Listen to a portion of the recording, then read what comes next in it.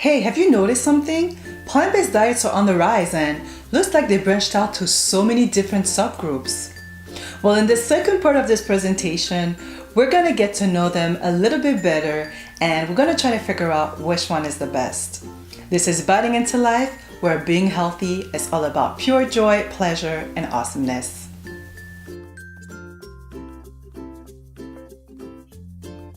Hi, my name is Naibi. To recap, in my previous video, I defined what should be considered meat or not and talked about people's awareness and concern of the health and environmental impact of meat consumption and of animal exploitation. If you didn't see it, then you can watch it over here. This was important to understand the different plant-based diets that stem from that. I mean, there's so many different ones that it can be completely understandable if you're as confused as a blind art thief trying to get by a museum's laser field. What's allowed? What's not? Well, you know what? Today's your lucky day because the confusion ends right now. We're gonna delve into each type more in detail and try to figure out which one you might fit in. Ready to get started? Let's dive in. Alright, so welcome to my PowerPoint presentation. I decided to use this type of view because there's so many different plant-based diets that I figured it'd be easier for you to mention them in a visual fashion. So before I start, I'd just like to say that when I mean by plant-based diets, I also mean vegetarian. It's pretty much the same thing. And why people decide to go vegetarian or even go vegan, which I'll explain it in a little bit, is because for them, animals are sentient beings, and so that's why. And by sentience, I mean the capacity to feel pain and suffer. So you might find funny the way that I decided to divide my groups and categories, and that's because I know many of them, and sometimes I transition from a diet to another. Sometimes I've gone back and forth, and so that's how I know them. There are two main groups. The first group of people are the people who eat mainly cooked and raw plant foods, and then you have the people who eat mainly raw foods, and that can be up to 75%. And I'm gonna put this here because I don't think there's gonna be enough space in the frame to talk about all the different diets here. So we're gonna focus on this group first. In that group, we have three categories. So you have the people who eat somewhat or some sentient beings and their byproducts. You have people who only eat the byproducts, and then you have the people who want none of it. They don't want to eat any sentient beings nor byproducts. So let's start with the first category of people. So the ones that I decided to include in that category are the flexible vegetarians. And the flexible vegetarians, they're like free agents, so to speak, because most of the time they will eat a plant-based diet, but depending on the situation, they will have some animal products. They'll be strong and stiff for a while, and depending on the situation, will be super flexible and do a split on you like 1980s martial arts star Jean-Claude Van Damme. So that's why they're flexible, but let's just call them flexitarians because that's the term that we use today. Then the second group of people, the second category, are the people who eat it's still the same category, so it's the semi-vegetarians. And the semi-vegetarians, they'll have some animal products. They will exclude red meat, but yeah, they will allow some like fish, seafood, and poultry, and then they will eat their byproducts. Their diet is kind of like the Mediterranean diet. So you have these people.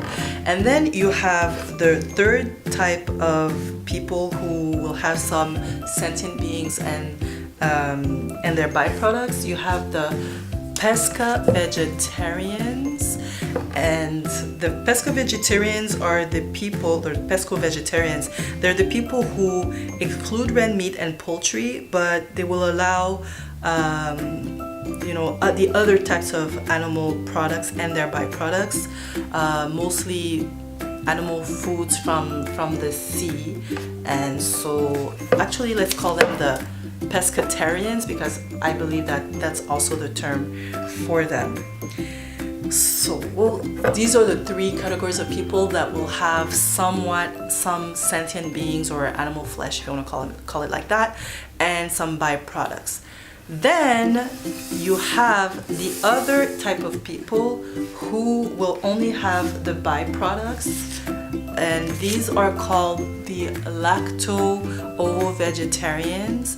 And the lacto-ovo-vegetarians, you can kind of guess it by their names. They'll have some dairy products, they'll have eggs, and there's also honey in there, but there's no prefix or anything for that because I guess the name would be way too long.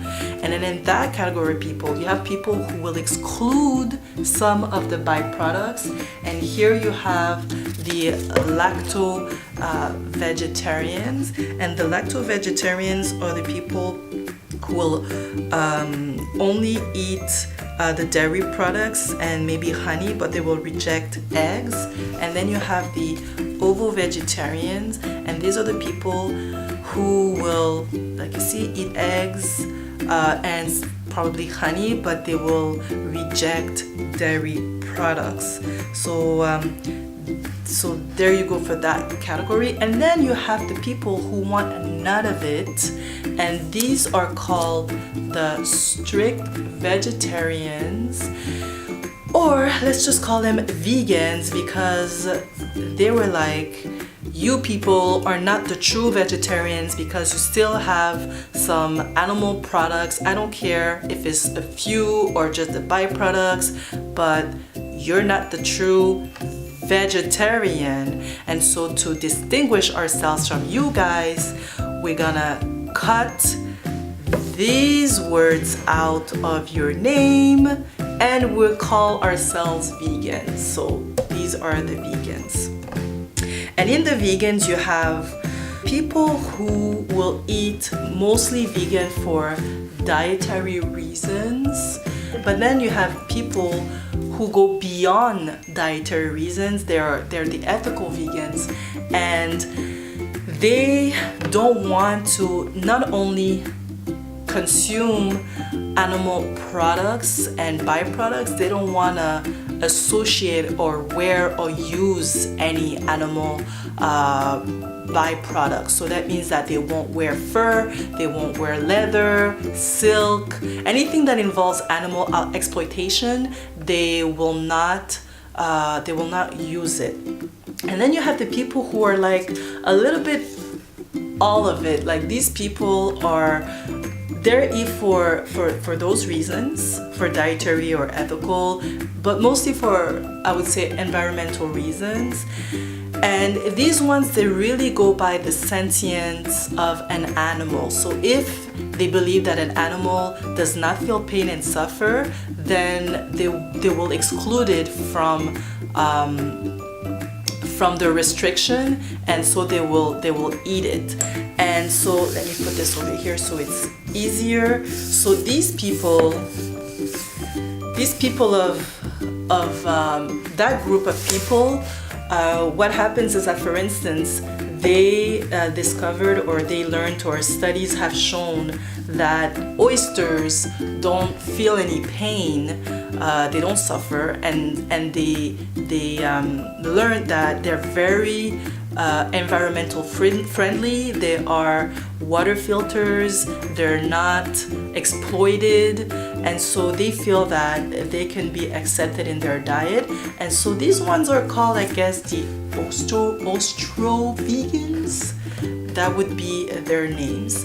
And so now we have to pose the question, what about the insects? Do they feel pain too?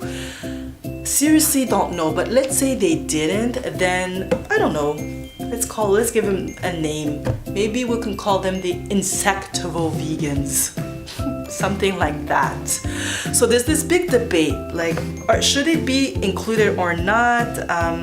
I mean, some vegans, some purists want to say, well, they're not true vegans. I mean, that's a whole debate, but pain is a debate in all itself anyway. I mean, it wasn't until 1987 that the American Academy of Pediatrics formally declared it unethical to operate on newborns without anesthetics. I mean, and even as recently as 1999, well, it was commonly stated that babies could not feel pain until they were 1 year old. Can you believe it? So I guess we would have to wait a few years before we actually find out if they can feel pain or not. Okay, so that's it for that group. For the other types of animals like reptiles and amphibians, like I know they feel pain, so I'm not gonna put them in there, but I know they exist and I know that they eat them. So anybody out there who eats snakes and stuff like that, crocodiles, well, if you have a special name, well, let me know. All right. Okay, so at the end we have the raw foodists, I guess, and these people, there are two groups of people. They're the people who are just called the raw foodies because they actually do eat some animal products, but in their raw form. And then because of that, then there was this new group that emerged, and they're called the raw vegans. And the raw vegans will really just have some plant foods, and by raw I mean that food that is not cooked beyond 114 or 18 degrees Fahrenheit, because then they feel that the food is devitalized, and that's the reason they follow this ideology or this philosophy. And in that group you have different groups too. You have the fruitarians, you have and they mainly eat fruits. Then you have the sproutarians that mainly feed on sprouts. Then you have the liquidarians that mainly feed on liquid. And then you have the breatharians that mainly feed on prana. Yeah, don't ask. So that's it for all the plant-based diets. I hope that you were able to understand them better. Which diet is the best? Well, I don't know. Seriously, I don't know. We're all made differently. We all have different needs and requirements. But what I'll tell you for sure is this though. Studies have pointed out that if you eat plant foods, the majority of the time, if you eat like a plant-based diet, then that's your best bet for longevity. It's really all about finding balance, your balance. Personally, I think a good balance is probably around 80% plant foods, of which half of it or maybe a little bit more is raw plant foods. And then the rest, then it really depends. If you want to go full out, eat 20% plant foods plus the other 80, then good for you. But if you feel that your body can't and you need to add a little bit of animal proteins, then go ahead too. Who am I to judge what your body needs? It's really about finding your balance, listening to your body, and adjusting as you go. I want to hear from you. What's your diet like? Do you fit in one or many categories? Are you considering one diet more than another? Are you experimenting? Write your answers in the comments below and let me know. If you want to know about this topic more in detail, head over to my blog at bitingintolife.net, where you'll find inspiration for plant-based recipes and some other stuff too. And once you're there, if you're not subscribed, then subscribe to my mailing list. You'll be joining the Life Biters tribe, where you'll be receiving my free plant-based diet course and lots of free goodies like my plant protein chart, my acidifying and alkalinizing chart, and so much more. You'll also be getting some exclusive content, sometimes giveaways, and private updates. So go over there now. That's it for me. So take care of yourself, eat healthy, and enjoy life to the fullest. Thanks for watching, and I'll see you soon at Biting Into Life. Bye.